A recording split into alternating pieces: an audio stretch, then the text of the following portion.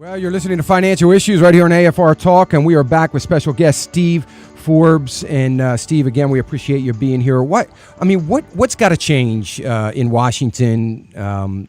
Do you believe that Washington really believes that the government spending is going to create jobs? Well, I think that many of them do, and I think also we have a president who truly believes that business people are perhaps not evil, but people who are bad folks that need to be under the real tight thumb of Washington, D.C. That's why he doesn't mind spending lots of money. He figures that takes it out of the hands of greedy business people, as strange as it may seem. He also has no appreciation, this administration has no appreciation for what it takes to create a business, run a business, expand a business, create real jobs, real paying jobs. So they don't hesitate to pile on regulations, pile on taxes, cheapen the dollar, and then get puzzled as to why the economy isn't doing better. Elections.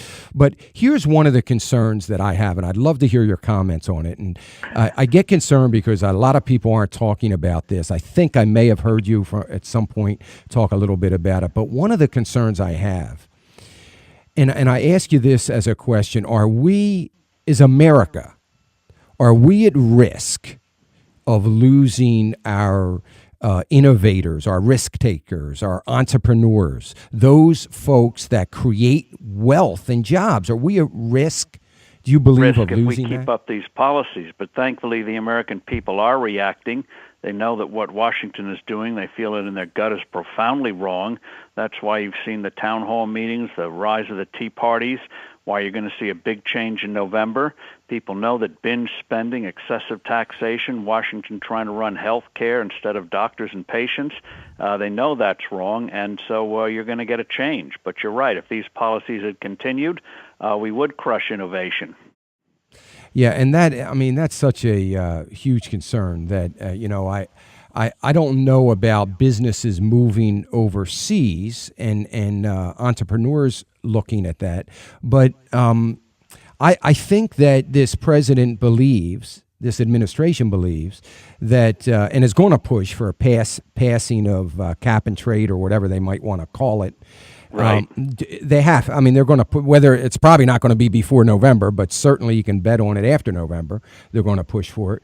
I think that's going to be another blow into the private sector and to growth. What about the VAT tax? To me, it almost seems inevitable that they've got to push for it. What do you think about that? Oh, they'd love to push for it because they think that's money from manna from heaven. Yeah. They can overlook the fact that it comes out of people's pockets, which puts a real burden on the economy again. So that's their whole mentality. How do they extract more money from people? And that's why we have to be very careful after the November elections when they have this lame duck session of Congress where the White House thinks it can push through a lot of bad stuff, starting with some new energy tax and perhaps a push for the VAT, which is a sort of a supranational sales tax. Mm-hmm. But I think those things have really gotten a reaction from the American people.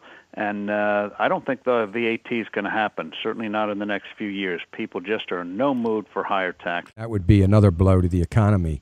Huge. What about, do you think it's possible? Now, I know where you are on flat tax.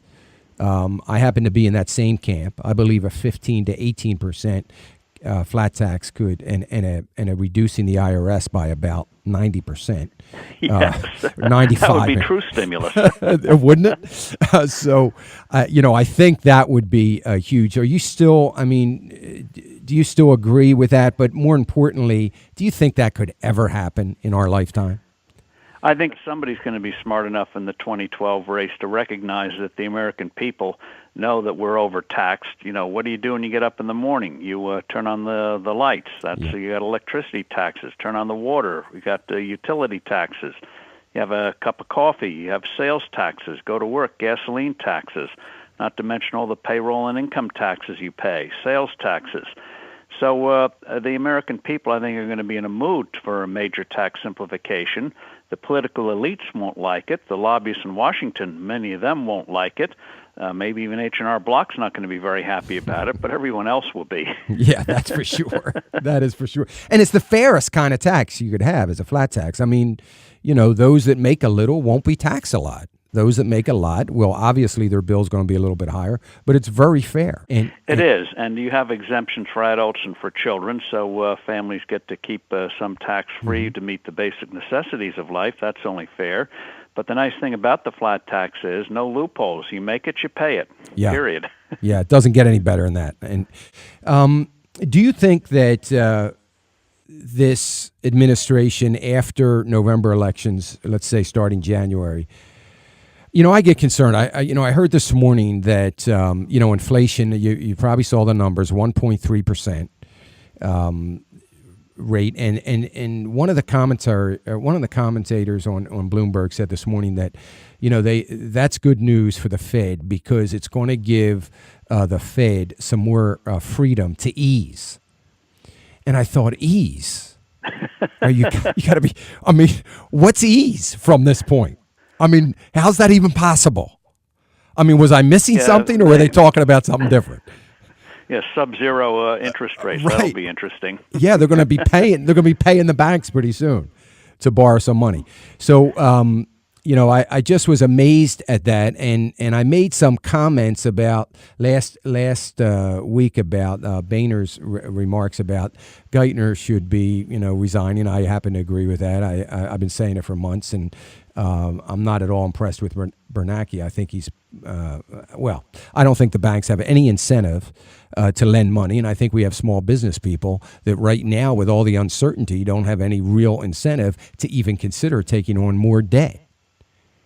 And that's true. And those who need the money can't get it.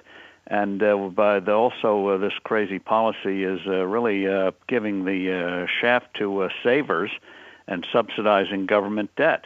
Right. And so bank regulators are telling banks, increase your capital, tighten up your lending standards, and then the president professes surprise that banks aren't lending more. And then he expresses surprise that businesses aren't investing more when they're facing huge taxes, huge regulations, don't know what the rules of the game are. I mean, these people are destructively clueless. Hours I've managed, and I don't remember ever seeing this much uncertainty from a political standpoint and a Wall Street standpoint, regulation standpoint. Can you remember a time when there was this much? You had the time of the 1970s, Malaise decade and the like, followed by the Reagan reforms. Yeah. But we've never had a president, and certainly I don't think in American history, who was so anti-business, viscerally anti-business as this one, and who just doesn't seem to get it at all. Whether it's cheapening the dollar, treating it like trash, increasing taxes, having bureaucrats run medical care, telling banks not to lend to business, although they pretend they want banks to lend to business. This is just one power grab after another by the government. And again, that's why the American people are rising up. People who had never gotten involved in politics are out there now saying, we got to make a change. This is not good. We got to rise up in November. I mean, one of the concerns, again, going back to cap and trade, they're controlling the healthcare industry just about. They're trying to grab a hold of the financial sector if they haven't already. If they can get a hold of, grab this, as you say, power grab on energy. What else is left? The things like high technology through regulation through the Federal Communications Commission, more pro-union boss regulations to have workers under the thumb of unions, not of people. And so this goes on and on. They're just getting warmed up if we let them. Well, and that's the key. We can't let. I mean, this has to stop. I mean, this has to stop. And I, the big benefit that I've been talking about on the program for the last year and a half is that this administration has woken up a sleeping giant.